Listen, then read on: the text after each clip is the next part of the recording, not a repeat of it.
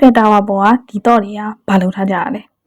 Eiffel Tower ကို1889ခုနှစ်ဇန်နဝါရီ28မှာပြင်သစ်နိုင်ငံပါရီမြို့မှာတည်ဆောက်ခဲ့တာပဲဖြစ်တယ်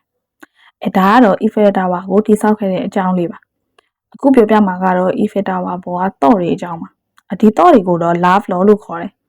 ။ဒီတော့တွေစတင်ဖြစ်ပေါ်လာတဲ့ delay နဲ့မူလအစကိုဘယ်သူမှတိတိကျကျမသိတော့လဲ2000ပြည့်နှစ်အလယ်ပိုင်းလောက်မှာဥရောပမှာစတင်ခေတ်စားလာတယ်လို့ယူဆကြတယ်။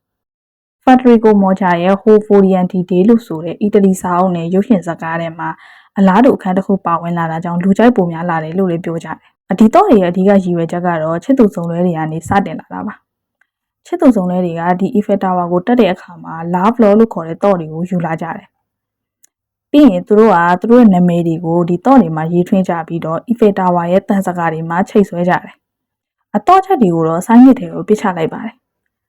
ဒီလိုလှုပ်ချင်းဖြင့်သူတို့ရဲ့အချစ်တွေကဒီတော့တွေလိုပဲထာဝရခိုင်မြဲမယ်လို့ယုံကြည်ကြတာပါ။ဒီလိုလှုပ်ချင်းချစ်စရာကောင်းတဲ့အပြုအမူတွေဆိုပေမဲ့ Eiffel Tower နဲ့သဘာဝပတ်ဝန်းကျင်ကိုတော့ထိခိုက်စေပါတယ်။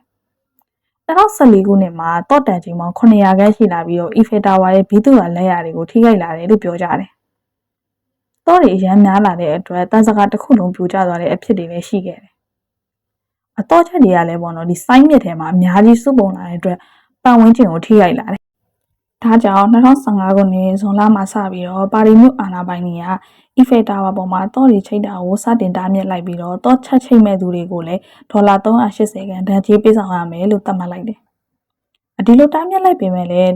တချို့တွေကပေါ့နော်ဒီတားမြစ်ထက်ကိုကျော်လွန်ပြီးတော့တွေကိုဆက်ချိတ်ခဲ့ကြတယ်။အာဏာပိုင်တွေကတော့တွေထက်ချိတ်လို့မရအောင်အထူးပြုလုပ်ထားတဲ့မှန်တွေနဲ့မှန်သူချွေချထားလိုက်တယ်။ဒါကြောင့် Eiffel Tower ကိုသွားမယ်ဆိုရင် Love Law လို့ခေါ်တဲ့ဒီချိတ်ထားတဲ့အရာလေးတွေကိုနောက်ခံအနေနဲ့ပဲတွေ့ရမှာဖြစ်ပြီးတော့ကိုယ်တိုင်ကတော့ထပ်ပြီးချိတ်ဖို့ခွင့်ရမှာမဟုတ်တော့ဘူး။ဒီ Love Law တွေကို Eiffel Tower အပြင်အချစ်တရားလို့နာမည်ကျော်တဲ့တရားတွေပေါ်မှာလည်းတွေ့ရမှာဖြစ်ပါတယ်။ပါရီမြို့အာဏာပိုင်တွေကတော့တရားတွေရဲ့သမိုင်းဝင်အမျိုးအနည်းတွေကိုထိန်းချုပ်ဖို့အတွက်ဒီတော့တွေကိုအကြိမ်ကြိမ်ဖြတ်တောက်ရှင်းလင်းကြရပါတယ်